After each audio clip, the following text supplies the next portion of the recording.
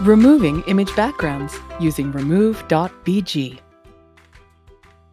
Hello friends, today I'm going to quickly show you how to use the remove.bg website, and that's going to remove your background from any image. So if you've taken an image, let's say you've got a picture of yourself and you want that background to be away so that you can put it into a slide deck or some other kind of place where it needs to be have a transparent background, this is how you're going to do it.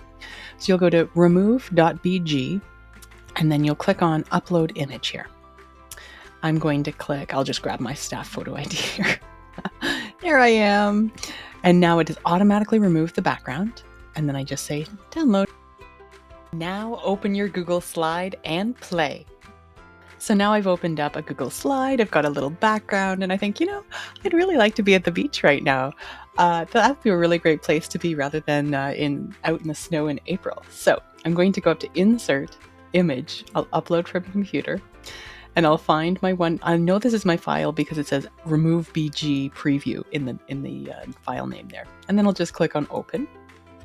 And there I am. And as you can see, it's a transparent background. So it looks like I'm actually emerging from the water. No, it's horrible, like Photoshop, but you can have fun with it. And one of the fun things I like to do is I like to be able to make copies of things.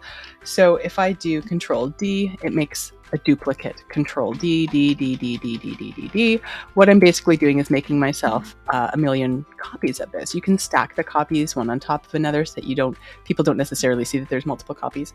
But then you can use them to do demonstrations for math manipulatives. So, here's one Kimiko, and then two more Kimikos came along and swam at the beach, and then another came along. How many Kimikos do we have now? So you can have fun with it, and you can grab any image that you have the right to use. So an image you've taken yourself, maybe on your phone. This one I just took myself on my phone.